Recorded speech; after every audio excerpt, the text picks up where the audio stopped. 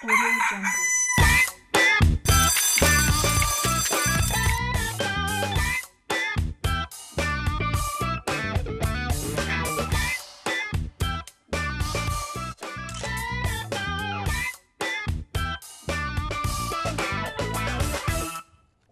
Mercredi 5 avril, c'est la date Matin Bonheur, c'est votre émission. RTI 1, c'est votre chaîne. Eva et Marco sont vos animateurs du jour. Merci d'être sur nos antennes. Nous nous installons, j'espère que vous aussi. Bonjour. Bonjour à tous, bonjour à Eva, bon réveil à toutes et à tous, merci d'être avec nous. Vous connaissez un peu le feeling, l'esprit de cette émission, c'est la bonne humeur, c'est des reportages croustillants. Aujourd'hui par exemple, on va parler écologie et puis n'oubliez pas que mercredi, c'est une affaire de famille au sens propre comme au sens figuré parce que dans la thématique, il s'agira de mariage et le thème, Eva, n'est autre que… Le mariage est-il une vocation pour tous? Aïe, aïe, aïe, j'espère que vous êtes prêts à y répondre via nos différents réseaux sociaux. Et Marco le disait, nous aurons notre rubrique, notre chronique écologie avec Anzim Idé. Il sera question de protection des écosystèmes marins et des zones côtières. Sans oublier, Marco… Sans oublier bien sûr déjà même la tenue de Kanzli Midé. C'est tout un programme. Et puis des reportages, je le disais à l'entame, assez croustillants. On va partir dans les méandres d'Abidjan, tout ce qui fait le charme de cette belle capitale mondiale. Mais avant tout ça, il faut être en condition. Attention, il faut être en condition pour suivre le parcours. Et on va vous mettre en condition avec la gym. C'est parti.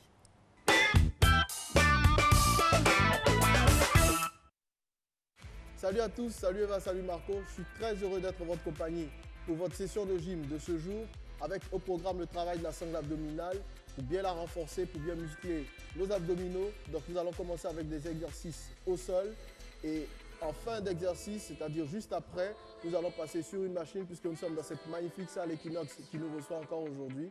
Donc sans plus tarder, nous allons passer là, assis sur ce tapis, ok? Et on va directement lever les jambes comme ça. On garde les bras là et on va essayer de tenir environ 30 secondes. Allez, 1, 2, 3, 4, 5, 6, 7. Contractez volontairement vos abdominaux. 10, encore. 1, 2, 3, 4, 5, 6, 7, 8, 9, 10. Dernier 10. 1, allez, 2, 3, 4, 5, 6, 7, 8, 9. Ok. Alors, pour ceux qui ne peuvent pas faire cet exercice, ok, vous gardez les jambes au sol, vous tendez les bras et vous descendez là. 1, 2, 3. Vous faites également 30 secondes, ok. Allez, on tient bon. 5, 6, 7, 8, 9, 10 encore. 1, 2, 3, 4, 5, 6, 7, 8, 9. Ok. Alors, le second exercice que je vous propose maintenant, c'est un exercice au sol. Là, on va donc s'étendre.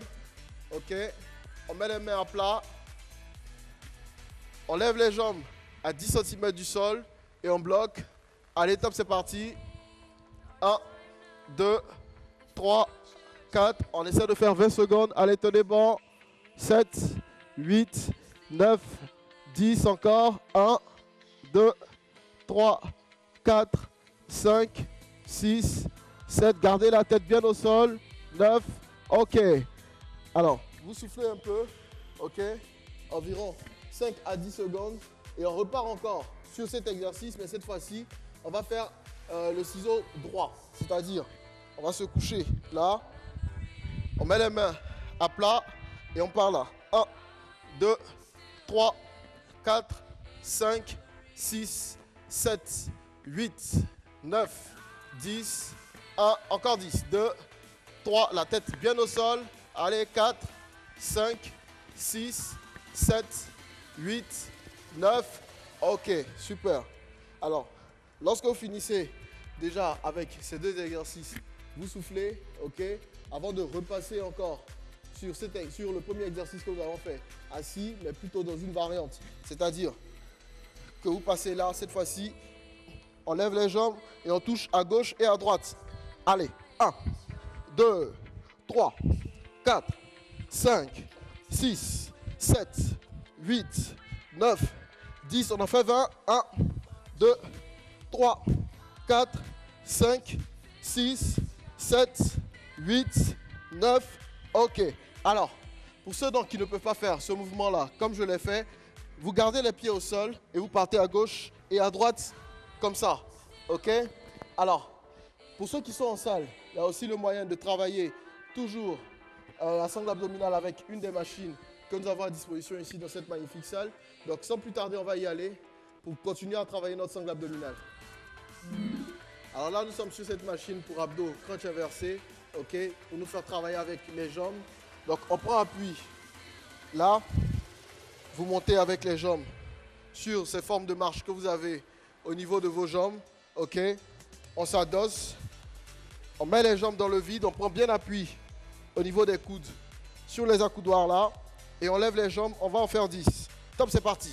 1, 2, les jambes jointes et bien tendues.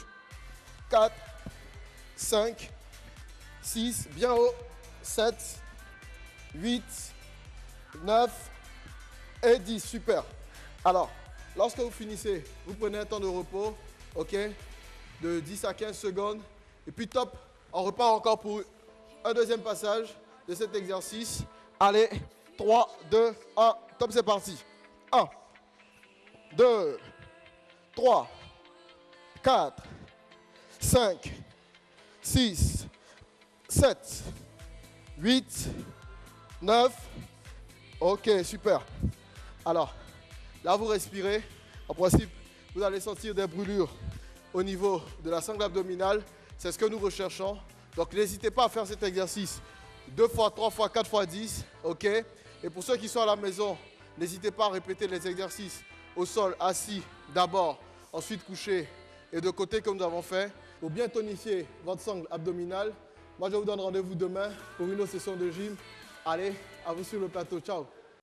Assis au sol et couché pour bien tonifier la sangle abdominale. J'espère que vous avez bien pris note de ces... Oui, c'est ce qu'il a dit, hein, le coach. Je ne fais que répéter pour ceux qui n'auraient pas été suffisamment attentifs.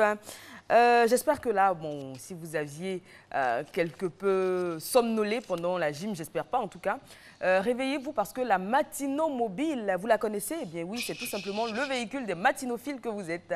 Elle va se mettre en route et elle va sillonner les grandes artères abidjanaises afin de prendre le pouls de la circulation routière.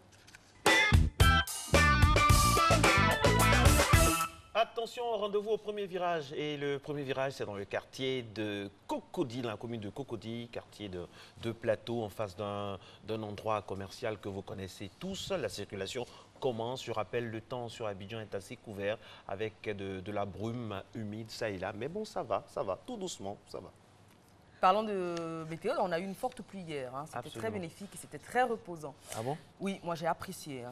Alors, seconde escale, Christelle Akoussa, on est au grand carrefour de Trècheville. Trècheville, voilà, qui est relativement vide ce matin, boulevard dégagé, voilà, comme vous pouvez le voir, à peine un taxi en circulation. Et puis je rappelle, Trècheville, c'est le quartier cher au responsable éditorial donc, de notre chaîne, M. Joseph Andjou, qui célèbre 1 an de plus aujourd'hui.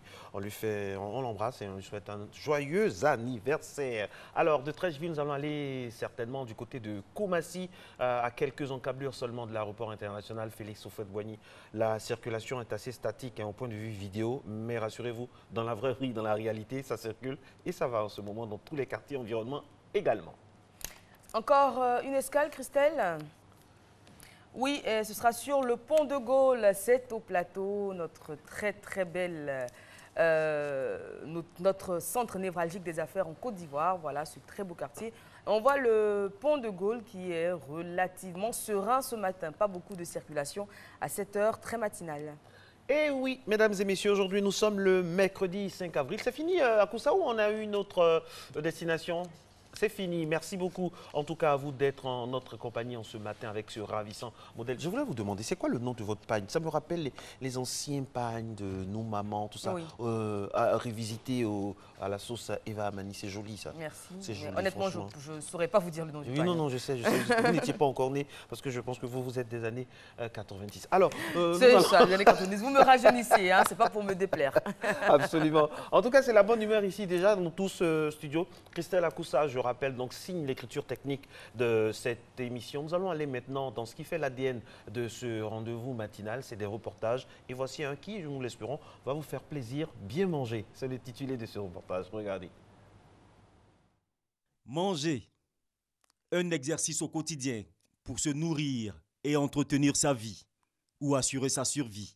L'importance de la nourriture est telle qu'on a fini même par définir des règles de l'équilibre alimentaire. Vous mangez, vous devez apprendre à contrôler votre manière de manger. Il y a des aliments de résistance, il y a des desserts, on a parlé des légumes et fruits. C'est des aliments qui sont très importants pour notre santé. Si les Ivoiriens réussissent à s'en approprier cette manière de procéder et de faire, c'est sûr que nous allons pouvoir éliminer beaucoup de maladies chroniques. En clair, on ne doit pas manger n'importe quoi, n'importe quand et n'importe comment. Il est intéressant d'abord de modérer la consommation des jus de fruits. J'insiste beaucoup sur la modération des jus de fruits.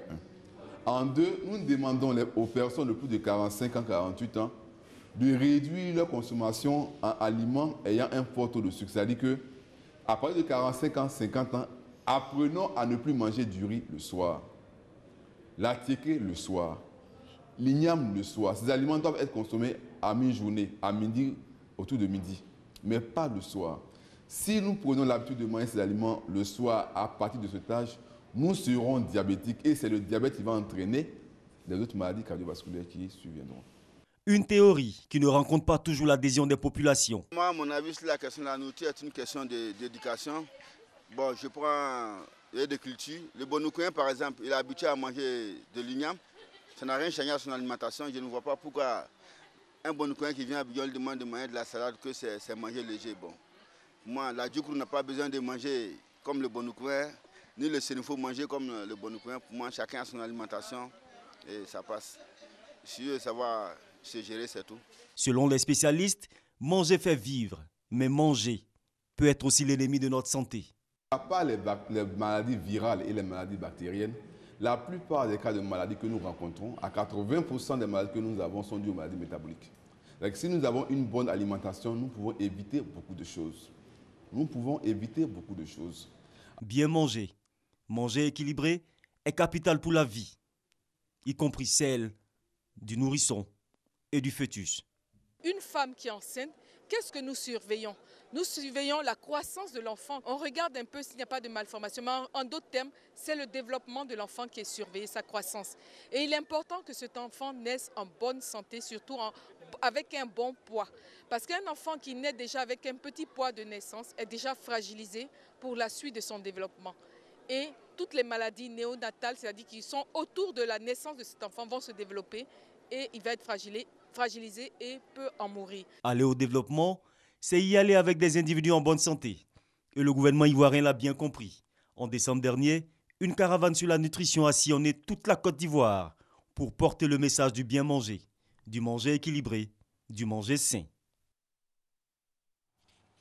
Et oui, manger sain, manger équilibré, mais également éviter la sédentarité. C'est pour cela que nous avons à cœur de vous proposer tous les matins des petits exercices faciles à reproduire chez vous dans la rubrique Gym. Vous voyez, sur Matin Bonheur, rien n'est fait au hasard. Il faut toujours bouger. Pour compléter, j'ai vu que ce que le monsieur a dit par rapport à l'éducation, c'est pas faux, hein, parce qu'on on grandit, on vit avec des habitudes alimentaires. Et quand on croise, par exemple, le chemin d'un nutritionniste, parfois, c'est des véritables débats. Je pense qu'il faut tout faire pour harmoniser ça. Si on dit qu'il ne faut pas manger l'igname, on peut faire l'igname de telle sorte que ce soit bouilli à petite quantité pour rester dans son éducation et en même temps respecter sa santé. C'est vrai qu'on a des habitudes alimentaires justement différentes en fonction de notre zone d'habitation, on dira. Pas de naissance, hein, parce qu'on peut être né au centre et puis vivre au nord. Et on va adopter les habitudes alimentaires de la zone. Donc, au nord, il y a beaucoup plus de céréales, donc, notamment le kabato, etc., qui est très bon d'ailleurs. Et je connais quelqu'un au qui centre, mange, vous allez plus apprécier les féculents, donc l'igname et tout. Mais en tout cas, comme l'a dit Marco et le nutritionniste, il faut trouver un juste milieu entre ce qu'on aime et ce qui est bon pour nous. Et puis la sauce jonglée, par exemple, est une sauce très prisée par quelqu'un qui peut Et manger tous les jours. Et pourtant, voilà, elle a toujours sa forme que nous apprécions. Kanzli Midé est installé avec... Bonjour. Bonjour. Vous avez pris vos petits déj ce matin, pas encore? Non. Alors j'adore ce matin votre parure. Hein. J'adore, vous nous plongez au cœur de l'Afrique avec un magnifique collier, alors une parure pour le visage et tout. Franchement, j'en serais presque jalouse, mais bon, je sais apprécier les belles choses également. Avec vous, comme tous les mercredis, il est question d'écologie. Le thème aujourd'hui, je l'ai dit, c'est protégeons nos écosystèmes marins et nos zones côtières. Ce sera juste après le jingle. Alors, Kanzli, c'est toujours un plaisir de vous avoir. Vous savez que quand on parle d'écologie, c'est un peu votre marque de fabrique. Déjà, bienvenue. Et puis, merci pour la tenue. Je rappelle que c'est une tenue qui vient de Tanzanie. Du nord de la Tanzanie. Nord de la Tanzanie. Le peuple Maasai. Voilà. Un peuple assez mythique qu'on aime beaucoup en Afrique et dans le monde entier. Alors, le thème, c'est protégeons nos écosystèmes marins et nos zones côtières. Parce que la Côte d'Ivoire, comme bien de pays africains, sont entourés d'eau. Donc, nous avons beaucoup de ressources en eau, de lagunes, de mers. Et ces ressources en eau, il faut vraiment les protéger, ces cours d'eau. Et c'est en cela que la Côte d'Ivoire, comme tous les autres pays africains, ont décidé de vraiment mettre un accent là-dessus. Parce qu'il y a également une population qui vit dans ces eaux, justement. C'est la population aquatique, donc qu'il faut préserver parce que, vous savez, l'être humain vit pratiquement, surtout ceux qui sont en bordure de ces cours d'eau-là, vivent uniquement que de pêche et bien d'autres, mais également leur activité socio-économique apporte atteinte justement à ces eaux que nous avons et en déversant pas mal de choses. Donc c'est justement ça qui interpelle la société civile, les gouvernants et un peu tout le monde à vraiment protéger ce que nous avons comme ressources en eau. Alors, Kanzli, quelles sont les actions concrètes qui dégradent notre écosystème marin et côtier? Alors justement, pour tout ce qui est activité qui dégrade justement ces cours d'eau, quand on déverse des ordures dans notre lagune, on voit déjà le cas de la lagune Ébrié. C'est vrai que là, nous sommes, le gouvernement est en train de redonner la belle couleur, la belle image de la lagune Ébrié, mais on a vu à un certain moment que la lagune Ébrié avait perdu de sa couleur, de sa beauté, de son sourire, à cause de nos déchets que nous déversons dans cette lagune-là. Et puis également, il y a des produits toxiques que nous utilisons pour la pêche, qu'il faut arrêter. Il y a aussi cette exploitation abusive de pétrole, les gisements de pétrole que nous avons dans la mer un peu autre. Donc tout ça contribue à la pollution de tout ce que nous avons comme sous-marine, pardon, et puis tout ce qui est zone côtière. Il y a aussi le fait que les gens ramassent tous ces sables qui sont en bordure de nos plages, qui font que justement la mer avance vers les populations et il y a beaucoup de désagréments. On voit des inondations, on voit des personnes qui voient les biens partis dans l'eau. C'est toutes ces activités-là, ces actions qu'il faut vraiment arrêter pour avoir un écosystème aquatique vraiment bien. Alors, face à tout ça, face à tout ce postulat assez non reluisant, qu'est-ce qui est fait autant par les structures non gouvernementales, on entend les ONG, qu'est-ce qui est fait par l'État, quelles sont les actions concrètes sur le terrain, Kanzli? Alors, Marco, vous savez, l'eau entend disparaître sur notre planète. Donc, du coup, les sociétés civiles, les organisations et les gouvernants ont pris conscience de la chose gravissime qui sévit sur notre planète. Donc, du coup, ils ont décidé d'organiser des conférences pour sensibiliser surtout, que ce soit les journalistes, que ce soit les hommes des forces armées, que ce soit, je dois dire, la population en général, enfin vraiment tout le monde, à cette information sur la protection de nos côtières et de nos eaux. Et c'est en cela d'ailleurs que tous ces gouvernants, surtout africains, ont décidé de faire cette conférence des partis, quand on appelle la COP 12. Et cette année, c'est la Côte d'Ivoire qui a justement abrité cette 12e édition. C'était la semaine dernière, du 27 au 29 mars. C'était ici même à Abidjan. Donc, vous allez voir avec les images là comment ça a été tenu. Et puis justement, pour répondre à cette question aussi de Marcelin, nous allons écouter quelques participants et bien sûr la ministre qui s'est interrogée justement sur cette question de préservation de nos marins.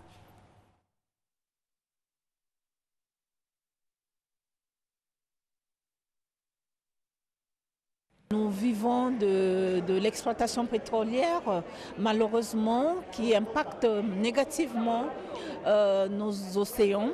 Et donc, il était important pour nous, ensemble, de regarder comment gérer durablement ces écosystèmes. Une bonne conservation, une bonne gestion de ce milieu fragile est important pour nous, mais surtout son impact vis-à-vis de nos économies. Cette 12e conférence des parties, qui marque la fin du processus de revitalisation de la Convention, pourrait être considérée comme celle qui augure de sa maturité. Et s'il est vrai que beaucoup d'efforts ont été consentis, il convient également de souligner que le chantier est encore vaste. Les chantiers encore vastes. Oui, les chantiers encore vastes, c'est-à-dire qu'il y a encore beaucoup à faire. Absolument. Parce que, comme je l'ai dit tout à l'heure, hein, les cours d'eau sont en train de disparaître, il faut les protéger. Donc voilà. Merci beaucoup, Kanzli. Merci. Moi, j'ai une question avant de vous laisser. Vous connaissez justement, quand on parle de cette population aquatique, d'eau et autres, vous connaissez le féminin du crabe? La crabette. Non. Moi, non. Honnêtement, non. On apprend toujours, dites-nous. D'accord, vous savez, Eva qui passait à côté. La crabouille. La crabouille, Marco. Non, du tout. Alors, le crabe, c'est un nom masculin, donc il n'y a pas de féminin, tout simplement. Donc voilà. Les crabes et les crabes. Les crabes. On s'est fait avoir comme des crabes, tout simplement. En tout cas, merci à vous, Kanzli. On vous retrouvera la semaine prochaine. Moi, j'ai une autre question à vous poser. La semaine prochaine, le thème, ce sera? Alors, la semaine prochaine, on va toujours parler de cette préservation de la côte, de notre côtière, parce qu'il y a beaucoup à faire, donc on va continuer dans cette dynamique. Promettez-nous de venir sur ce plateau avec un bon kédinou de crabe. D'accord. De crabe. Eva a dit quoi déjà? De crabe, j'ai dit crabe. J'ai dit crabe. Merci d'être avec nous ce matin, bonheur, le rendez-vous de la bonne humeur. Le coq de notre matinale chante toujours avec vraiment un son qui n'a rien à voir avec le son de la démarche des crabes. Voilà, à pas de crabe, tout doucement. Mais sûrement, nous allons maintenant basculer dans la sphère purement information de cette émission. Météo, agenda, JT. On se retrouve dans un instant. Hamza Diaby est là.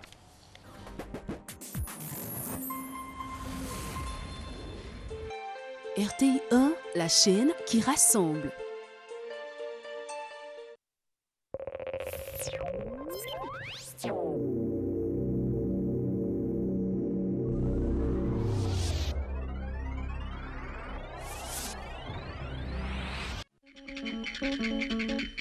Sous le parrainage de M. Adama Kone, ministre de l'économie et des finances, et en présence de M. Kwame Konan Nsikan, doyen des 4 Bro, la mutuelle de développement de Boukebo, Kwarebo, organise une cérémonie de reconnaissance au président de la République et la célébration de l'excellence. Lieu, Boukebo, sous-préfecture de Languibonou.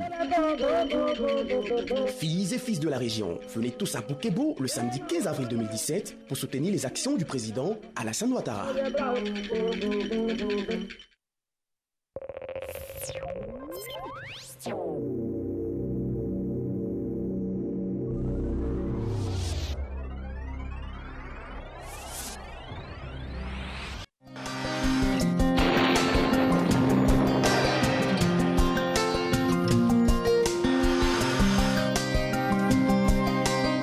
MTN, everywhere you go.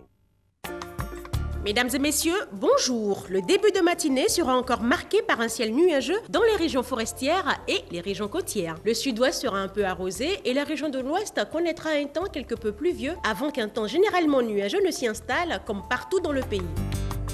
Les températures prévues pour la matinée, nous aurons 25 degrés à Abidjan, à Diaké 24 degrés, Bondoukou 24 degrés, il fera 24 degrés à Boaké, Daloa 24 degrés, Dimbokro 24 degrés, Gagnoa marquera 23 degrés, Korogo 26 degrés, il fera 21 degrés à Mont, 24 degrés sur la ville de Diéné, San Pedro marquera 25 degrés, Sassandra 26, Tabo 24 degrés et Yamoussoukro 24 degrés. L'après-midi, l'aspiration du front intertropical vers le nord des pays, au nord de la Côte d'Ivoire, continuera de favoriser une bonne entrée de mousson dans le pays. Cette situation, combinée avec la chaleur, sera propice au déclenchement d'orages et de pluie sur une bonne partie du pays en fin d'après-midi. Les températures prévues pour l'après-midi, nous aurons 31 degrés à Abidjan, à Diaké 31 degrés, Bondoukou 35 degrés, Boaké 35 degrés, Daloa marquera 33 degrés, il fera 36 degrés à Dimbokro, le mercure affichera 34 degrés sur la ville de Gagnoa, Korogo 36 degrés, Mont 34 degrés, Odiéné marquera 36 degrés, il fera 30 degrés sur les villes de San Pedro, Sassandra et Tabou, et Yamoussoukro marquera 35 degrés. Très belle matinée à toutes et à tous.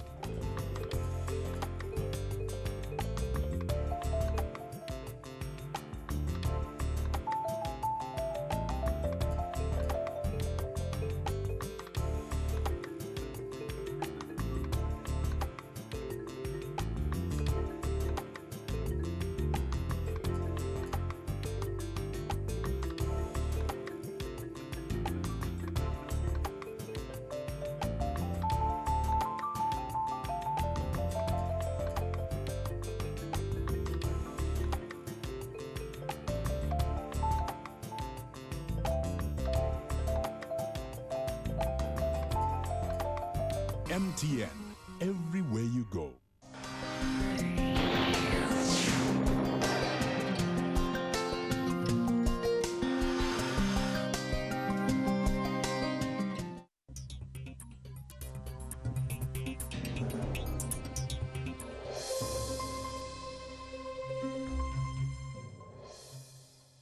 Bonjour mesdames et messieurs, bon réveil et bienvenue dans ce 6h30. Ouverture hier mardi ici à Abidjan de la 14e conférence annuelle de l'Association africaine des fonds d'investissement et du capital risque. Abidjan est la deuxième capitale francophone à accueillir cette conférence décrite comme la plus grande du financement privé en Afrique. La rencontre présidée par le vice-président Daniel Kablan-Duncan portait sur le thème construire un avenir soutenable en Afrique. Il était question pour les participants d'accompagner la dynamique de croissance que connaît le continent par les investissements privés. Mahama Traoré et Viviane Haïm. À peine la semaine de l'émergence terminée, qu'Abidjan accueille une autre rencontre continentale. Cette fois, il s'agit de la 14e conférence annuelle de l'Association africaine des fonds d'investissement et du capital risque. Le banquier, lui, en réalité, va financer des business classiques, va financer des fonds de roulement, ne va pas forcément aller prendre des risques sur de l'innovation. Le capital investisseur, il risque de perdre son capital. C'est-à-dire que le niveau de garantie qui en général est demandé par un banquier ne sera pas demandé par un capital investisseur ni un capital risqueur, encore moins. Voilà.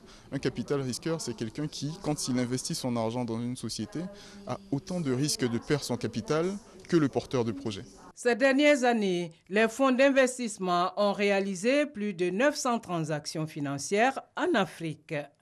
Rien qu'en 2016, les investissements directs sur le continent ont atteint le montant de 4 milliards de dollars. Des chiffres qui reflètent l'apport des fonds d'investissement dans la croissance des économies africaines. Il est très important de pouvoir aider au développement de l'Afrique. Nous pensons que c'est une destination d'investissement privilégiée, mais ceci doit se faire dans des conditions qui permettent que ça se fasse de manière soutenable. Parce qu'une croissance qui dure 1 an, 2 ans et qui ne continue pas n'est pas une croissance qui permet à des investisseurs comme nous de vraiment tirer la quintessence de notre investissement. Il nous faut une croissance soutenable. Déficit en infrastructure, accès difficile des PME au financement. Si ces défis sont le lot quotidien des États africains, ils représentent en réalité des opportunités à saisir par les fonds d'investissement et de capital risque, selon le vice-président Daniel Kablan-Duncan. Votre rôle est tout à fait unique dans l'histoire économique récente de nos jeunes États, où tout est à construire. Vous devez permettre au secteur privé africain, par vos solutions, de prendre toute sa place dans le développement extraordinaire de l'investissement productif observé aujourd'hui et de participer de façon significative dans la mise en valeur des richesses de notre continent, un continent d'opportunités inestimables. Il ne tient qu'à vous d'en faire le continent où tout est possible. Oui, je dis un continent où tout est possible. Suite à cet appel, Daniel Kablan-Duncan s'est prêté à un jeu de questions-réponses sur le modèle économique développé par la Côte d'Ivoire ces dernières années. Un modèle qui accorde une place de choix au secteur privé. La Côte d'Ivoire abrite la 41e session ordinaire du Conseil d'administration du Centre régional africain d'administration du travail. Ce mardi 4 avril, des experts des États membres de ce conseil se sont réunis à Grand-Bassam en vue de préparer la réunion des ministres sur les questions de l'emploi, du travail et de la sécurité sociale. Une réunion qui aura lieu le jeudi 6 avril prochain, toujours à Grand-Bassam. L'avenir du travail et de l'inspection du travail, c'est le thème retenu pour cette 41e session ordinaire. Par Gassoro connaît. Les questions de travail, d'emploi et de sécurité sociale au centre de la 41e session ordinaire du Conseil d'administration du Centre régional africain d'administration du travail, CRADA. Des experts de ce conseil se sont réunis à Grand-Bassam en vue de préparer la réunion des ministres des États membres.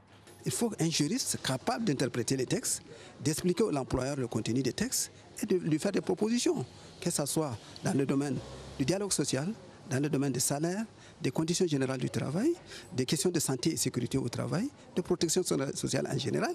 Il faut que ces cadres maîtrisent ces documents et comment les gérer et comment faire des propositions à l'État s'il y a des insuffisances dans les textes au niveau national. L'avenir du travail et de l'inspection du travail, c'est le thème retenu pour cette 41e session ordinaire du Conseil d'administration du Centre régional africain d'administration du travail. L'ouverture des travaux de cette session des experts a bénéficié du soutien du ministre de l'Emploi et de la Protection sociale. Votre responsabilité est grande et votre rôle essentiel, car il vous faudra, au cours de ces 2 jours de réunion, passer au peigne fin des questions d'intérêt telles que celles contenues dans le rapport d'activité 2016 du directeur du centre, mais aussi dans le programme d'activité du CRADAT et dans le budget de l'exercice 2017. Le CRADA, cette institution sous-régionale, compte en son sein 18 pays. Sa mission, assurer la formation, la spécialisation et le perfectionnement des personnels des administrations, des organisations professionnelles d'employeurs et des travailleurs et des organisations des États membres. La CEDEAO veut faire la promotion du commerce régional. Depuis 1979, la communauté économique des États de l'Afrique de l'Ouest a mis en œuvre le schéma de libéralisation des échanges. Mais ce schéma n'a produit que de faibles résultats. Pour donc un véritable envol du commerce régional, elle sensibilise les opérateurs économiques sur les différents aspects techniques et opérationnels du schéma de libéralisation des échanges. Une rencontre est organisée le 28 mars dernier à Abidjan avec une trentaine de chefs d'entreprise. Perpétuquement et Justine Djiké, reportage. La communauté des États de l'Afrique de l'Ouest, CEDEAO, veut faire la promotion des produits agro-pastoraux en Afrique. Pour que cette promotion soit effective sur le terrain, il faut que la libre circulation de ces produits devienne une réalité.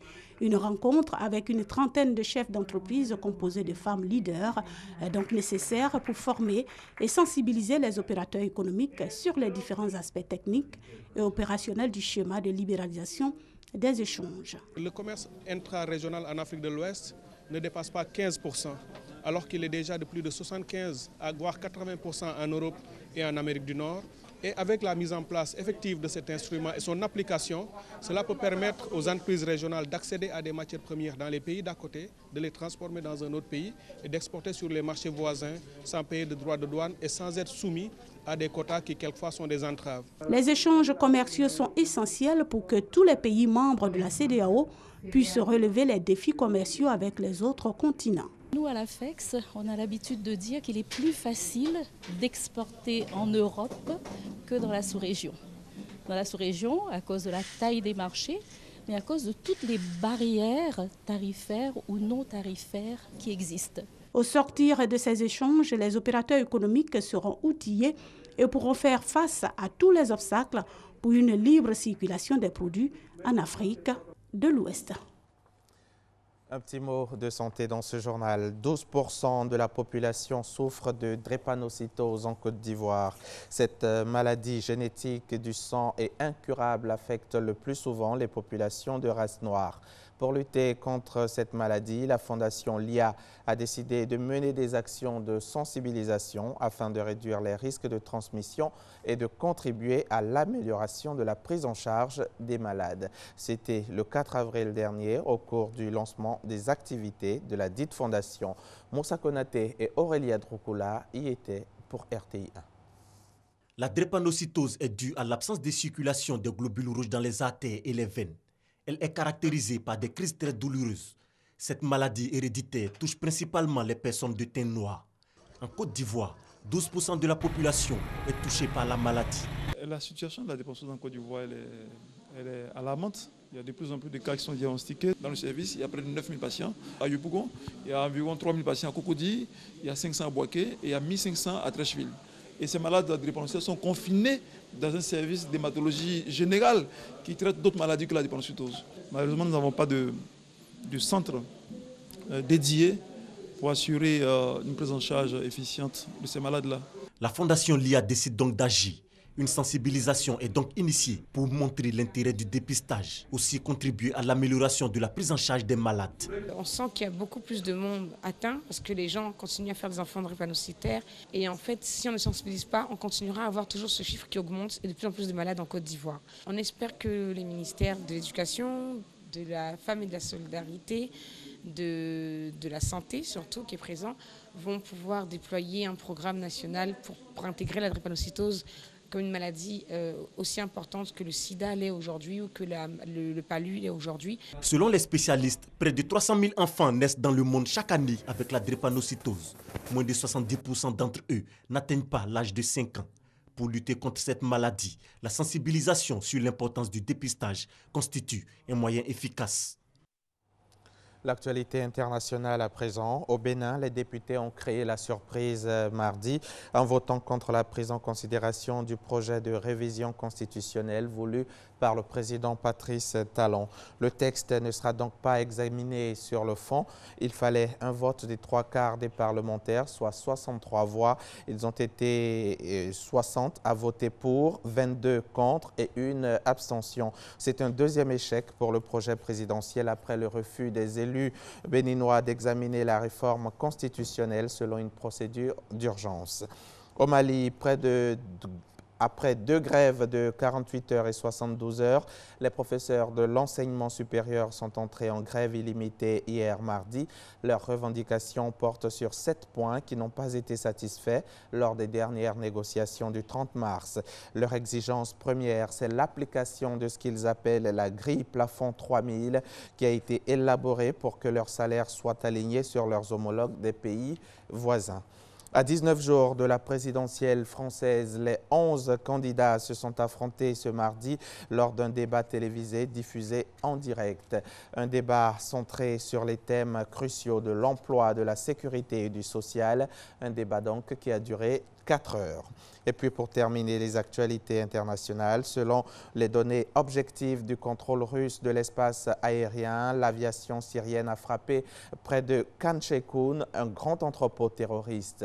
Le ministère russe de la Défense affirme aussi que cet entrepôt contenait des substances toxiques. Selon un dernier bilan de l'OSDH, 72 personnes ont été tuées mardi à Khan Sheikhoun, ville de la province d'Idlib, dont 20 enfants.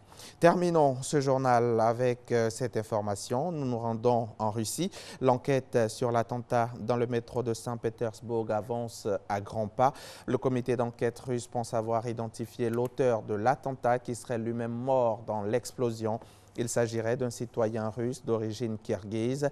Les enquêteurs ont comparé les traces d'ADN trouvées sur une bombe qui n'a pas explosé avec l'ADN des personnes décédées dans l'attentat.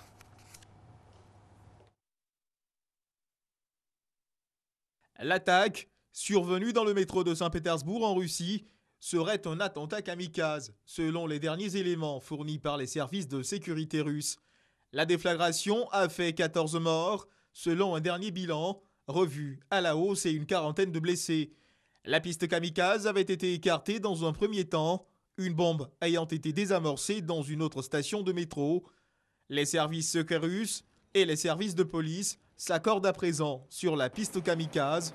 Le kamikaze serait originaire d'une ville située au sud-ouest du Kirghizistan, non loin de la frontière ouzbek, une région agitée par les mouvements islamistes.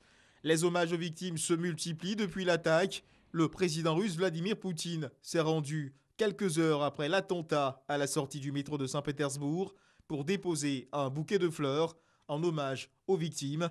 L'enquête mobilise tous les services secrets du pays. Fin de ce journal. Rendez-vous demain à 6h30. Merci, M. Diaby. Très bonne journée à vous. J'adore la couleur pêche de votre chemise. Merci beaucoup. Aujourd'hui, c'est le mercredi 5 avril. C'est la journée mondiale du travail invisible.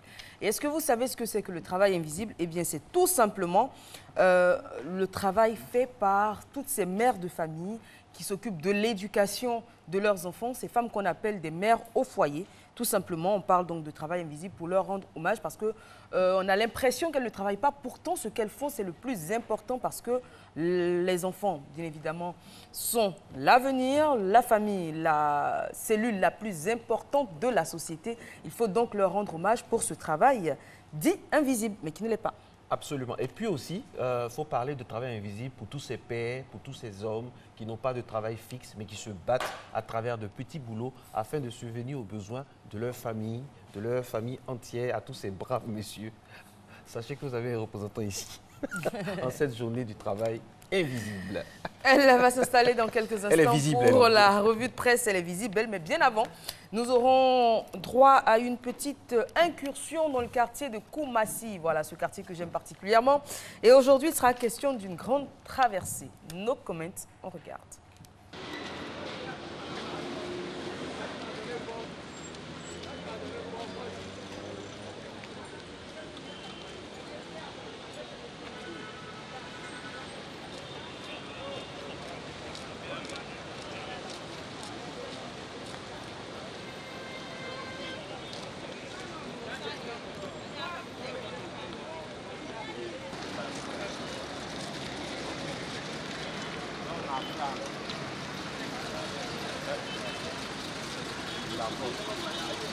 J'ai besoin de beaucoup de prières.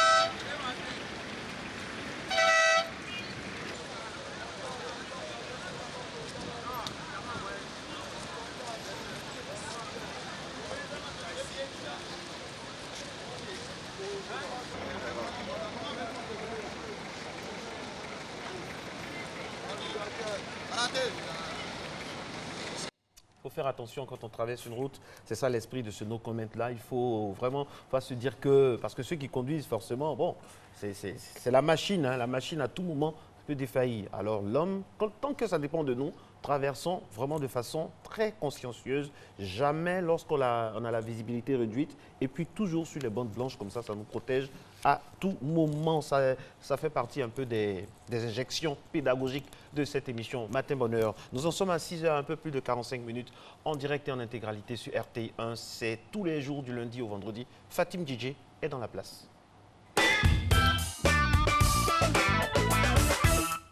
Bonjour Eva, bonjour Marcelin, bonjour à tous. Donc pour cette revue de presse, du moins la partie nationale, nous avons parlé de plusieurs choses. On va commencer avec Fraternité Matin qui nous dit que hier à Adjamé, les éléments de la brigade de salubrité ont démantelé une fabrique artisanale d'eau en sachet destinée à la vente. Alors bilan de la prise, 30 fûts de fabrication, 126 congélateurs et des milliers de sachets ont donc été saisis et une quarantaine d'employés ont été interpellés et mis à la disposition de la préfecture de police au Plateau. Alors la fabrique clandestine opérait sur un site insalubre et selon le commissaire principal, il souhaite, du moins, il nous dit, voir la multiplication de ce type d'opération, car selon lui, ils vendent la mort aux consommateurs. Alors, voici un droit de réponse. C'est dans Soir Info. Le syndicat national des producteurs d'eau agrée de Côte d'Ivoire est monté au créneau pour dénoncer ce qu'il qualifie d'injustice faite aux opérateurs économiques régulièrement constitués. Alors, le syndicat n'est pas contre le décret signé par le chef de l'État, Alassane Ouattara, mais contre la manière dont il est appliqué par le ministère de la Salubrité. Il dénonce une situation de 2 poids, 2 mesures. Nous sommes d'accord, mais l'appliquer pour les uns et favoriser les autres, nous disons non à cette injustice flagrante, nous dit donc ce syndicat. Alors on va revenir sur l'événement de la semaine dernière, c'est donc l'acquittement de Simone Gbagbo lors de son procès aux assises qui fait encore couler beaucoup d'encre décidément.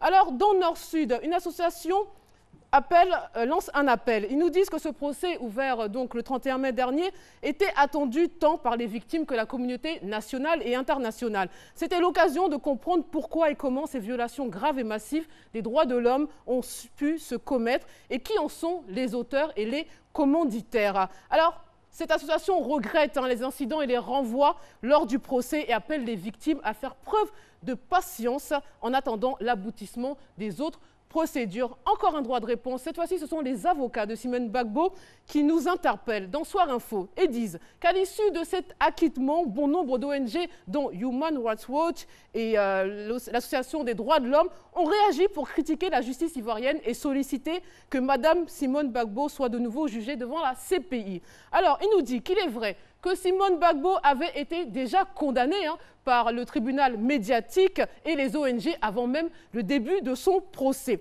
Son acquittement, qui est le résultat, selon eux, d'une absence totale de preuves et de surcroît un désaveu pour ces ONG. D'un point de vue strictement juridique, ces avocats tiennent à rappeler quelque chose de simple, que nul ne peut être jugé 2 fois pour les mêmes faits.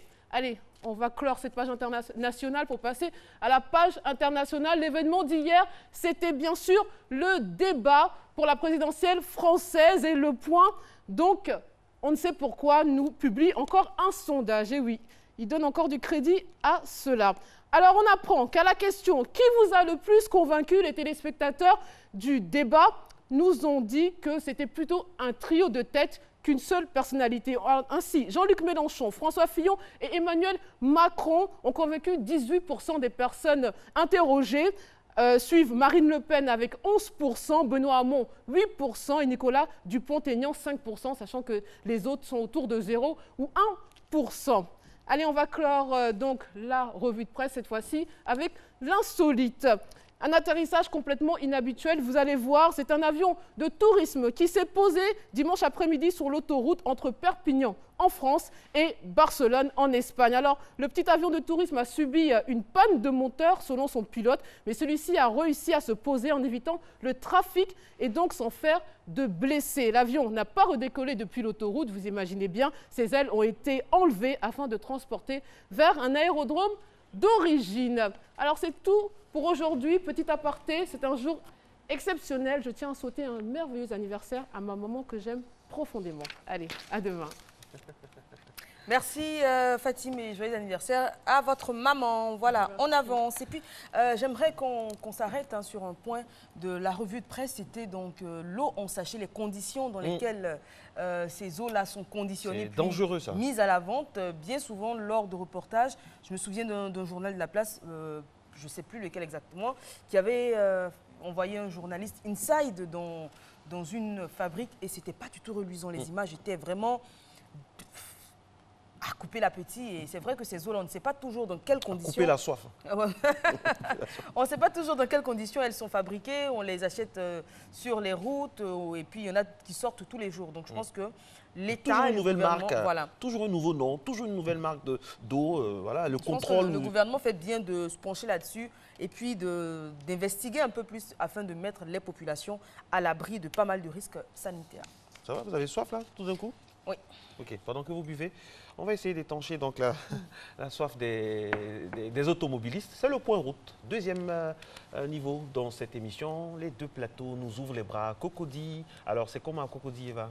Bah voilà, comme vous voyez, grâce à Abidjan.net, notre partenaire du jour, les véhicules se déplacent tranquillement. C'est vrai que j'ai quelque peu de mal à voir. C'est assez sombre ce matin. On a qu'il y a une menace de pluie peut-être sur Cocody. On va voir un peu du côté de Trècheville, qu'est-ce qu'il en est au niveau de circulation. Montrez-nous un peu. On va voir si ceux qui viennent du côté de la rue 12, quartier Apollo, le quartier Arras, tout ça en tout cas. Franchement, ça va. Les piétons, j'espère qu'ils traversent bien. Hein. Ils sont bien sur les bandes blanches. Attention à la voiture. Ah, ok. Ok, c'est bon. Tout va bien. Ils sont bien sur les bandes blanches. Et puis, où est-ce qu'on se rend maintenant? Christella Koussa. Koumassi. Koumassi, grand carrefour de Koumassi. Bah voilà. Hein. Toujours aussi animé, toujours une belle circulation. On a de tout, des taxis, des bacas, des camions, des voitures personnelles. Il y a de tout. Des bus même, un bus qui passe. Voilà. Nous sommes, je pense qu'il y a, ou bien il y a le De Gaulle. On a le De Gaulle, le De Gaulle qui nous montre un peu ce temps abidjanais qui, franchement, qui penche du côté de la pluie ce matin. Il pleut, on nous dit souvent, on nous dit aussi qu'il pleut parfois sur quelques endroits au niveau donc des principales communes de notre capitale. La circulation sinon sur le De Gaulle est assez fluide. Voilà, c'est très bon, tout va bien. Voilà, Eva. Voilà. Est-ce que votre voiture a un souci? Non, du tout. Ça va? Oui, ça va très bien. Pareil pour nous aussi, mais par contre, si un jour, on ne sait jamais, vous savez qu'il y a vraiment beaucoup de floraison, dédales de garages, parfois très anarchiques. C'est vrai que, comme on dit dans le jargon ivoirien, ça soutra, ça peut vous aider pendant une panne, mais ce n'est pas bon pour le décor et l'environnement. On voit tout ça dans ce magnifique reportage de notre reporter, bien sûr, sur le terrain, Doigt des Lasers. Des rues et des trottoirs occupés par des garages mécaniques, des garages anarchiques qui gagnent du terrain dans les communes d'Abidjan. Ici à Williamsville, le constat est clair. Souari Abdoulaye Karim et ses camarades ont déporté leur garage sur la chaussée pour exercer leur métier de mécanicien. Dans ce métier, il y a beaucoup de problèmes qu'on rencontre parce que vous voyez la télé qui est juste derrière vous. La télé qui est juste derrière vous, c'est là-bas où on était situé. Nos patrons ils ont eu des difficultés avec le propriétaire du coin. Donc voilà pourquoi on s'est retrouvé sur le trottoir. Ça joue un peu sur notre travail parce qu'il y a des clients qui on s'est connus, ce n'est pas aujourd'hui. Il y a des clients qui travaillent avec nos patrons jusqu'à présent, on continue de travailler ensemble. Bon, à travers ça aussi, il y a des clients aussi qui envoient leurs amis vers nous. Voilà. Donc présentement, on cherche des sites pour pouvoir s'installer bien. Ne pas avoir de problèmes avec disons, la mairie. Mon problème aujourd'hui, c'est de trouver un site pour pouvoir me caser, me mettre à jour, me mettre dans les normes qu'il faut pour pouvoir travailler comme il se doit. Quand un client t'envoie une voiture pour la réparer, il y a tout qui peut se passer. On peut avoir des accidents en travaillant, comme on peut avoir des apprentis qui peuvent nous causer des problèmes. Des deux côtés de la chaussée, plus de passage. Une situation qui n'est pas du goût des riverains. Lorsque les voitures sont garées, ceux qui sont des passagers, ils savent pas qu'il y a un coordonné qui est là. Mes clients se plaignent. Il y a les responsables qui viennent s'asseoir là. Bon, quand il y a les gaz de voitures, la fumée, quand ça descend sur les gens, ils se plaignent. C'est salissant. Eu de hauteur là, ça rend la rue sale. Donc c'est même pas bon. Et puis ils garent les voitures en désordre. Supposons il y a quelqu'un qui est malade, en cas d'urgence, les rues sont bloquées. Comment la voiture va passer pour aller chercher la malade qui se trouve à la maison? Que le trottoir n'est pas fait pour garage. Pour Mohamed Silla, ces garages à ciel ouvert constituent des sources de salubrité dans le quartier. C'est un peu délicat parce que Il y a des gens qui roulent très mal, souvent il y a des gens même qui roulent voiture ici, frein coupé quoi. Donc quand ça descend comme cela, c'est dangereux pour les enfants. Donc on s'est organisé très bien pour que la commune est bien jolie. Maintenant quand les gars viennent garer les voitures ici, les gens viennent jeter les saletés, c'est ce qui nous dérange un peu. De Cocody à Adjamé en passant par les deux plateaux, certaines rues n'existent que de nom. Des garages anarchiques ont réduit la chaussée, créant ainsi des embouteillages réguliers. Voilà, pendant qu'on y est, on a un peu de temps avant de recevoir le docteur Assong Nguessan, notre psychologue, pour parler donc du mariage. Et là, la thématique, ce sera, est-ce que le mariage est une vocation pour tous? Est-ce que finalement, on est tous appelés à se marier? En tout cas, nous, oui. Nous deux, oui. N'est-ce pas? Ensemble? N'est-ce pas? La question est posée. Nos réseaux sociaux sont à votre disposition pour y répondre. Mais bien avant, on a le temps pour un petit coup de cœur, coup de gueule. Pour moi, ce sera un coup de gueule, Marco. Oui, moi aussi. Alors c'est vrai que quand on passe le permis de conduire, il y a des choses qu'on néglige parce qu'on se dit, on n'y est pas confronté forcément sous nos tropiques, notamment, je sais pas moi, comment conduire en période de neige ou etc., etc. Et je pense que les ronds-points également, on n'a pas suffisamment mis l'accent dessus parce qu'on n'en avait pas beaucoup. Aujourd'hui, il y a beaucoup d'infrastructures qui sont mises en place. Il y a énormément de ronds-points à Abidjan. Et je me rends compte que les Ivoiriens en général ne savent pas aborder des ronds-points. Il y a des façons particulières, il y a certains véhicules qui ont la priorité en fonction du sens où ils viennent. Ces véhicules ont la priorité. Mais en général, on ne sait pas du tout aborder les ronds-points et c'est un véritable problème. Donc, on peut appeler son moniteur d'auto-école, si on a encore son numéro de téléphone, poser 2-3 questions ou tout simplement se rendre sur Internet et puis voir dans quel sens. Moi, par exemple, je m'inclus parce que je ne savais pas trop bien le faire. J'étais en voiture avec un ami la dernière fois qui m'a fort justement fait remarquer ce problème-là. Et je me suis rendu compte que j'étais dans le faux. Et quand j'aborde maintenant bien les ronds-points, je me rends compte que les autres véhicules n'ont pas toujours la bonne information. Donc, voilà, renseignez-vous là-dessus. Et puis, n'oubliez pas, lorsque vous abordez le rond-point, si vous voyez Eva, concentrez-vous sur votre voiture parce que ne cherchez pas à regarder comment elle est. Moi, je sais désormais aborder les ronds-points. Oui. Et puis, on va rester un peu dans l'ambiance de la route pour dire que moi, mon coup de gueule, c'est simple. On constate cela chaque jour, on subit cela. C'est l'impatience légendaire des automobilistes en Côte d'Ivoire. Franchement, c'est vrai que c'est subséquent à toutes les capitales africaines, mais il y a parfois, vous voyez un gros embouteillage, vous cherchez à savoir ce qui se passe devant, c'est rien, c'est parce qu'on n'est pas patient. Il y a des pays, par exemple, comme l'Allemagne, où malgré l'embouteillage, il y a toujours un côté pour les sapeurs-pompiers. Franchement, je rêve de jour où on pourrait avoir ça ici. Il faut d'abord, franchement, avoir la patience et puis l'élégance au volant. L'élégance et la patience et pitié, pitié. Pas de grands mots, parce que les touristes aussi, ils sont dans les taxis, ils entendent, voilà, on est trop nerveux au volant et puis chacun veut passer d'abord, il n'y a pas, non, c'est vrai qu'il y a le code de la route et puis il y a le comportement sur la route. Attention, attention. Et oui, et Marco, vous parliez donc justement de véhicules prioritaires, notamment les ambulances. Même ici, dans l'embouteillage, on a du mal à laisser passer une ambulance. Je trouve ça grave parce qu'il faut se dire que ça peut être un de nos parents dans l'ambulance ou ça peut être nous-mêmes un jour. Oui. Donc quand l'ambulance a sa sirène et qu'elle demande la priorité pour passer, c'est déjà un véhicule prioritaire. On ne devrait même pas se faire prier, quoi. On se rabat tout simplement sur le côté et puis on laisse passer l'ambulance. Voilà, carton rouge pour vous. Ouais, et puis il faut faire en sorte qu'entre vous et la route, il y a vraiment un mariage de tous les temps. Ça tombe bien. Voilà, la transition, je l'avoue, est facile, mais vraiment, il fallait, pour parler mariage maintenant avec Mme Bernadette Assong Nguessan, depuis bien 4 mois maintenant. Elle est avec nous, c'est elle qui incarne le volet famille de cette émission. Le mariage est-il une vocation pour tous? Grande question. Est-ce que tout le monde est appelé à se marier? Voilà, c'est dans quelques instants. Eva, pourquoi vous riez? Ah non, mais c'est un thème qui m'intéresse. Vous n'avez pas à vous soucier parce que vous et moi, nous sommes déjà mariés pour le meilleur et pour le matin. Allez, jingle, et puis on va coller l'élément, le temps d'avoir beaucoup de temps pour discuter concrètement, carte sur table, avec notre spécialiste. À tout à l'heure.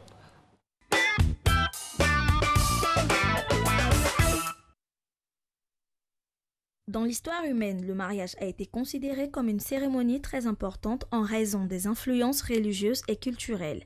Certaines personnes, surtout les femmes, voient le mariage comme un symbole de réussite sociale. De nos jours, beaucoup de mariages se soldent par une séparation. Par conséquent, le mariage n'a plus tellement d'importance pour certains. Est-ce que le mariage est obligatoire?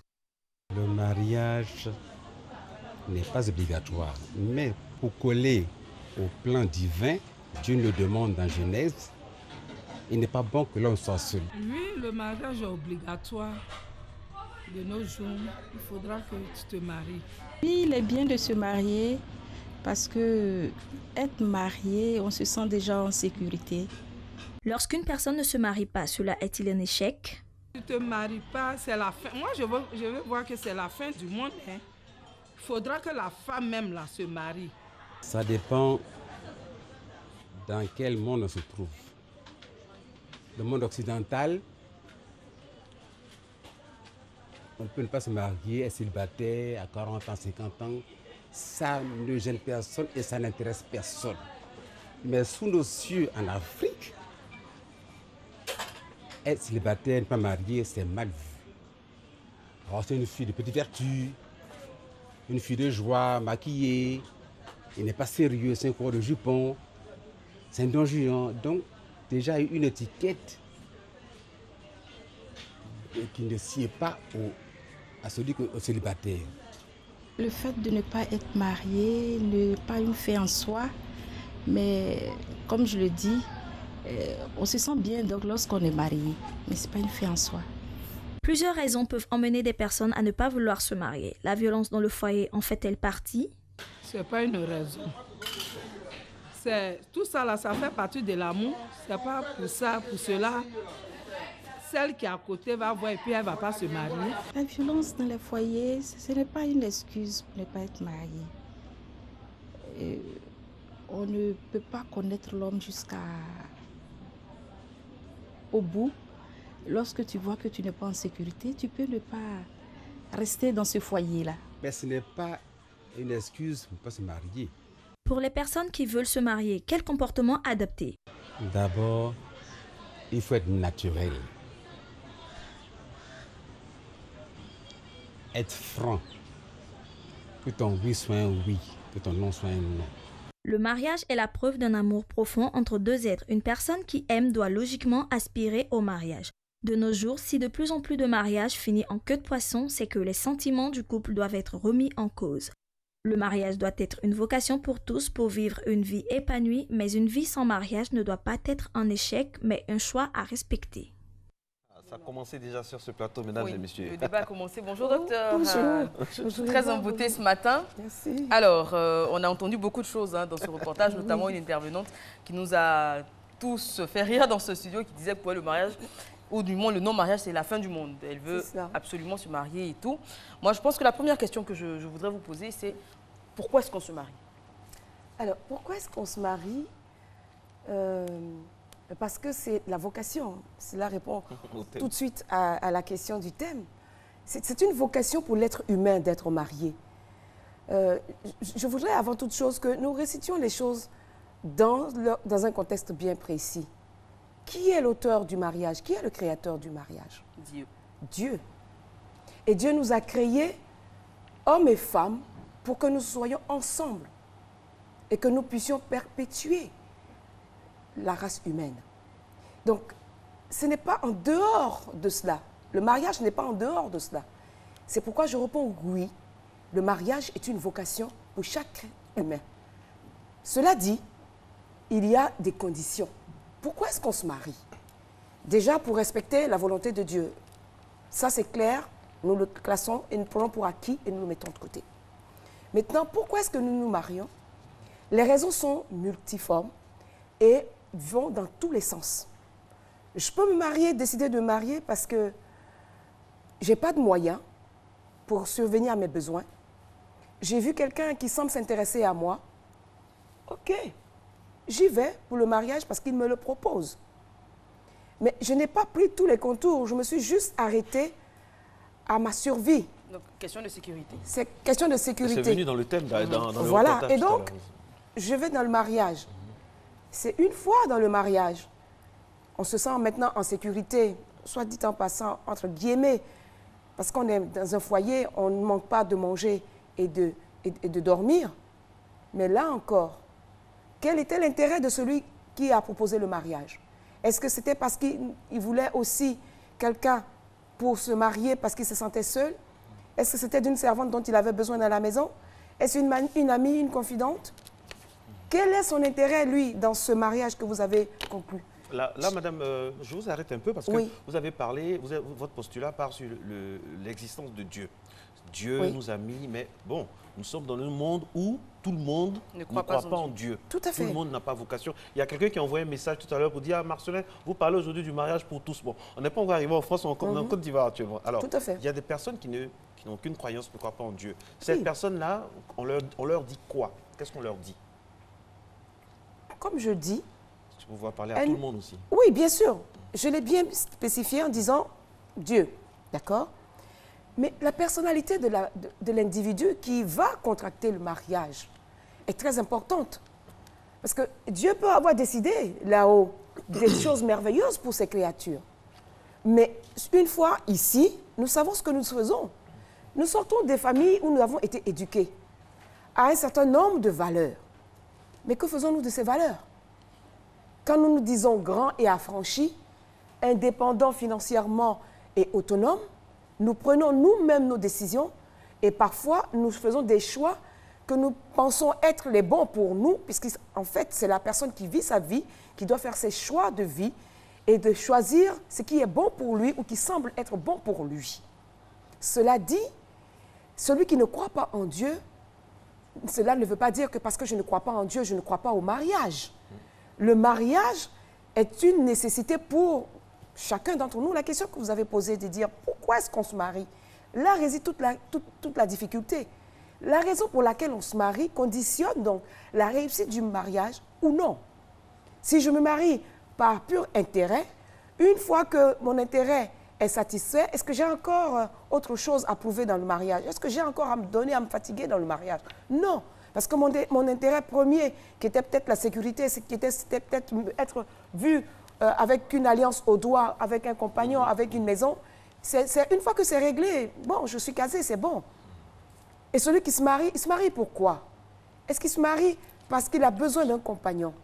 Si c'est par rapport à un compagnon ou par rapport à l'éducation qu'il a donnée, le pourquoi justifie donc la vocation ou non de vouloir se marier. Voilà.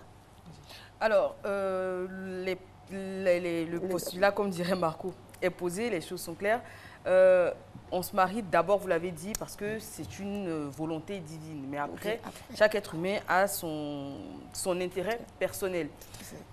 Est-ce que finalement, et ça je pense qu'on nous l'apprend depuis l'enfance, est-ce qu'on ne se marie pas finalement pour fonder une famille, pour avoir des enfants, pour prouver, et bien souvent on se marie pour prouver son attachement à l'autre? Entre autres raisons. Entre autres raisons. Comme je dis, les raisons pour lesquelles nous allons dans le mariage sont variées. Multiples. Et des plus subtiles au plus complexe et au plus visible. Quand on va dans le mariage, avant d'aller dans le mariage, il y a toute une procédure. Chacun établit, les partenaires qui vont aller au mariage établissent des critères qui tiennent compte de leur fantasme intérieur, personnel, de ce que doit être le partenaire de vie, ce que doit être mon mariage, ce que doit être mon couple, la famille que je vais créer. On y va avec des critères qui viennent de nos fantasmes ou bien des critères qui viennent de notre moi. Si nous avons un moi égoïste, narcissique et qui dit moi, ma volonté, moi, mon bien-être, moi et rien que moi, cette personne qui va dans le mariage va peut-être dans le mariage pour faire bien par rapport à la norme sociale d'être marié, pour assouvir mon moi, j'ai réussi à faire quelque chose, mais tout cela par rapport à sa personne. Ce qui n'est pas forcément les volontés de celui qui est en face, avec qui on va se marier. Si heureusement, les deux fantasmes se croisent et s'additionnent et vont dans le même sens, il y a des chances que la chose se réussisse, Marcelin. Okay. Alors, le mariage, c'est vrai, c'est deux personnes qui se marient, normalement, qui vivent ensemble. Mais on ne le dira jamais assez. Derrière ces deux personnes, il y a la famille. Alors, souvent, on peut avoir toutes les dispositions. Vous pouvez être l'homme le plus beau du monde, l'homme le plus cool, la femme, enfin, Miss Monde, Miss Univers réunis. Vous allez bien ensemble dans la maison. Et puis, ce qui peut vous détruire vient hors de vous. Et c'est là aussi, des fois, ce qui fait mal.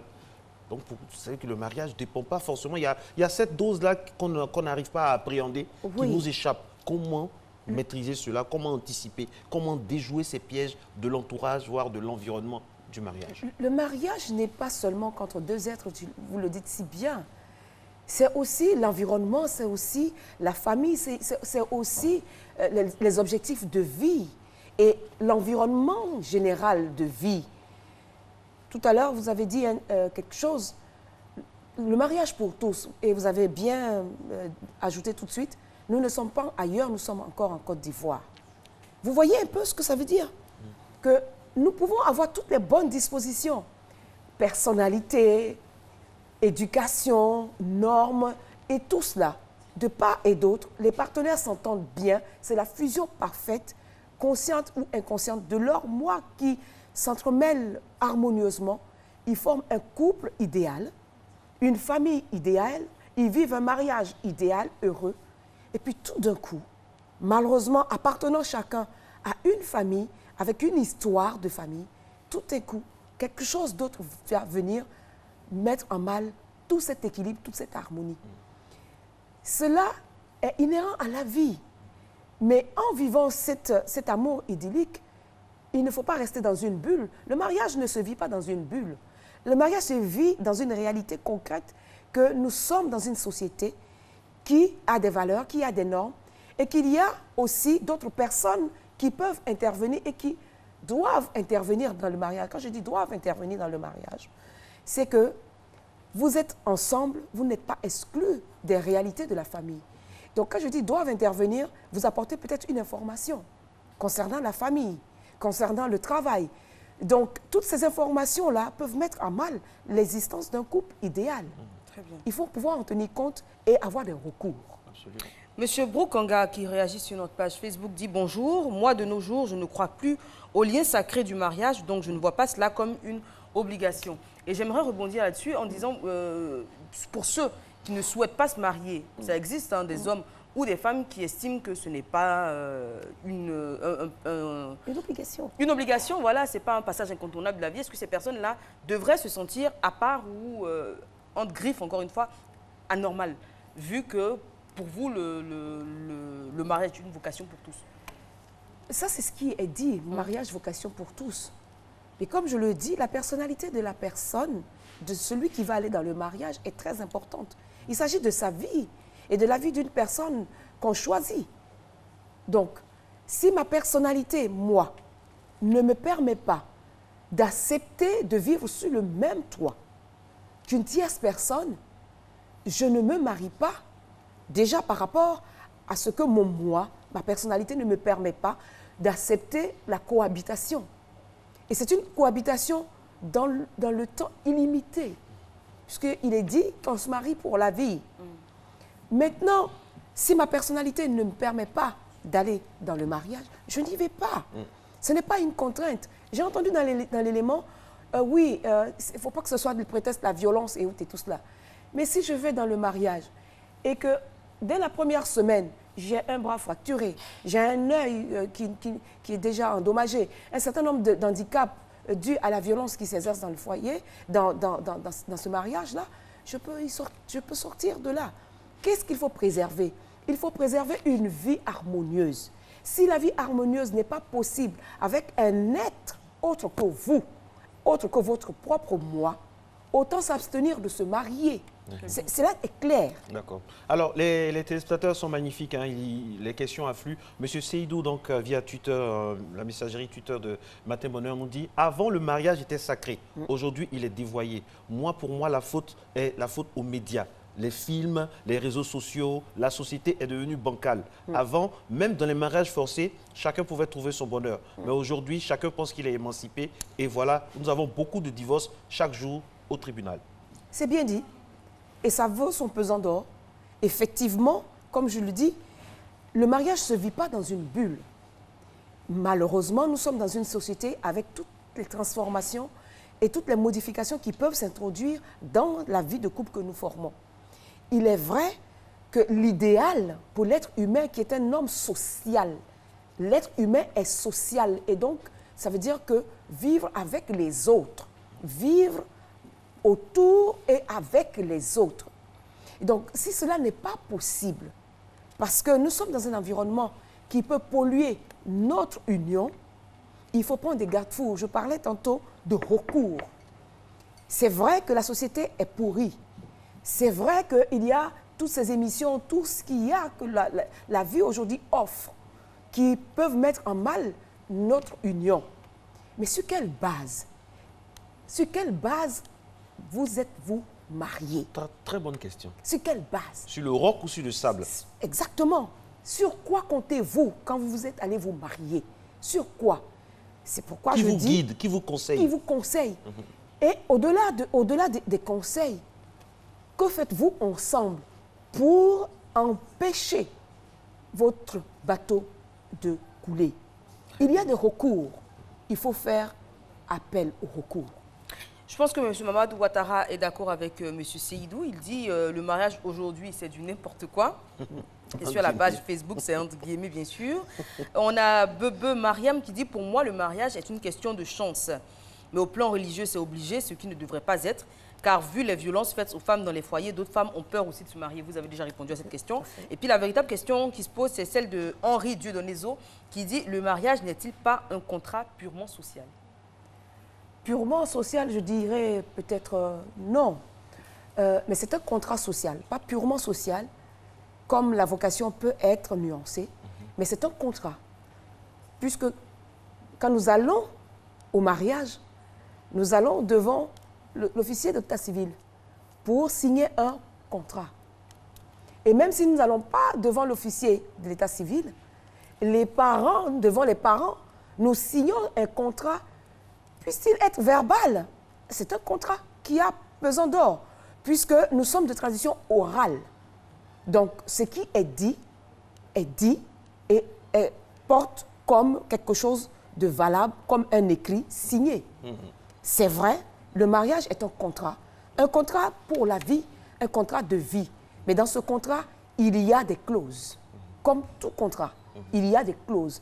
Et l'une des clauses du contrat, c'est votre personnalité que vous mettez en jeu dans ce mariage. Alors, il y a une question, les Ivoiriens réagissent, ça fait plaisir. En même temps, les questions, on est obligé de réécrire ça pour dire ça à la télé parce que des fois, ça va fort. Alors, il y a M. Koné qui nous dit, si aujourd'hui le mariage est devenu problématique, c'est la faute aux femmes.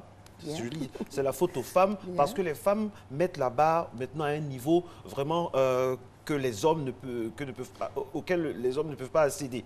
Elles sont malheureusement seules dans leur divan, sans mari. Elles coiffent régulièrement la Sainte Catherine. Désolé. Hein, oui.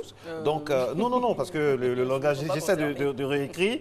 Donc, non, c'est par rapport au discours, au langage vis-à-vis des femmes, c'est ça que je parle. Donc, elles sont seules, c'est la faute aux femmes. Pour lui, le fait qu'il y a vraiment des soucis dans le mariage, c'est la faute aux femmes. Elles ont trop d'exigences, elles ne sont pas simples comme nos mamans par le passé, c'est ce qu'il dit. Est-ce que ce n'est pas un souci aussi? Pour répondre à M. Koné. Pour répondre à M. Koné, les femmes ont placé, je reprends son expression, ont placé la barre très haute. Au moment où les femmes plaçaient la barre très haute, où elles évoluaient pour placer la barre très haute, les hommes faisaient quoi? Les hommes et les femmes ne sont pas en dehors de la société. Quand nous mettons nos enfants au monde, nous les amenons tous à l'école parce que l'école est obligatoire. Ou si nous n'allons pas à l'école, quand je fais référence à nos mamans, il y a l'éducation qu'on donne. La jeune fille suit la maman dans les travaux et le jeune homme suit le père dans les travaux. Et c'est une école de la vie. Au finish, les uns et les autres veulent imiter papa et maman et on se marie. Quand on dit la femme place la barre très haute, peut-être bien. Parce que la femme a plus de droits aujourd'hui et les législatures et les législations sont mises en place de telle sorte que les droits de la femme puissent être respectés et non pas bafoués. Il reste encore beaucoup à faire. Déjà, s'il trouve que la barre est haute, alors qu'il y a beaucoup de violence encore dans les foyers, il y a encore beaucoup d'humiliation au niveau des femmes, je lui concède cela, mais je dis, pour qu'un mariage réussisse, c'est l'apport des deux partenaires d'abord. Ensuite, tous les recours qui sont offerts et qui entourent, qui sont la famille, les spécialistes de la question, qui sont les conseillers conjugaux, qui peut être des psychologues par rapport aux difficultés qu'on rencontre en tant que personne dans la vie de couple, parce qu'il s'agit de liens, et les liens peuvent venir soit de la formation de notre personnalité, des choses qu'on n'avait pas découvertes chez l'autre, qu'on a idéalisées dans le mariage, et la vie au quotidien révèle beaucoup de vérités. Beaucoup de vérités. Beaucoup de vérités. On a besoin de son espace, on ne veut pas partager son espace, on veut rester... parfois, il y a cette partie de solitude-là qu'on veut avoir à tout moment. Et ça peut être mal interprété, ça peut gâcher beaucoup de choses. Les conseillers conjugaux diront qu'il y a un espace privé, même dans le mariage, pour chacun des individus composant le mariage. Il faut pouvoir le connaître, il faut le respecter, mais ça, c'est parce que vous en avez discuté en tant que partenaire de la chose. Vous avez discuté et au fur et à mesure, c'est pour ça qu'il ne faut pas aller dans le mariage, juste parce que X est marié, Y est marié. Ouais. Il ne faut pas aller dans le mariage parce que, oui, l'effet de mode, ou parce que j'ai un besoin spécifique de sécurité, de paraître ou autre chose. Parce que mon âge avance. Ou mon âge avance, comme pour faire référence à la Sainte Catherine, 25 ans.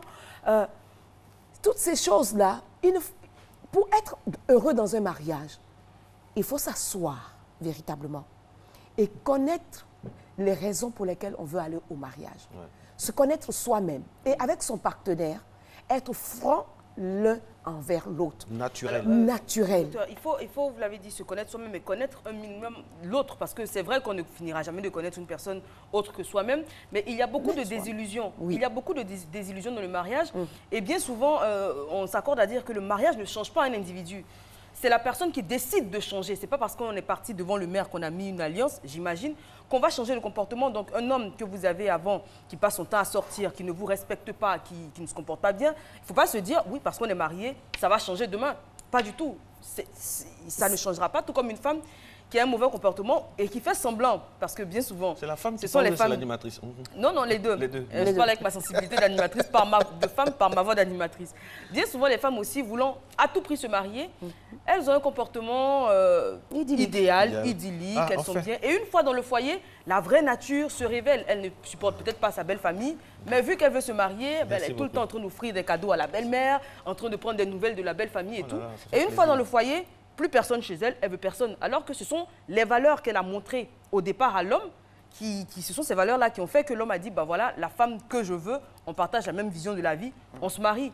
Et après, c'est la désillusion la plus totale. Désillusion, et le tableau est très bien brossé. Le tableau est très bien présenté. Eva, ce que je peux dire aux téléspectateurs... C'est une femme qui a parlé. C'est une femme qui a parlé. Et elle le dit bien. Elle le dit bien. Malheureusement, il y a des femmes qui se comportent ainsi. Mais la désillusion n'est pas seulement que pour l'homme, pour elle-même aussi. Parce qu'avoir préparé tout cela, toute cette scène, toute cette tromperie, quand les choses clashent dans le foyer, je n'imagine pas qu'elle ressort indemne de cela. Elle aussi est désillusionnée parce que pensant pouvoir berner un homme et toute sa famille et tout son environnement, quand la vraie nature ressurgit, les conséquences, c'est peut-être là aussi l'une des raisons des violences dans le foyer.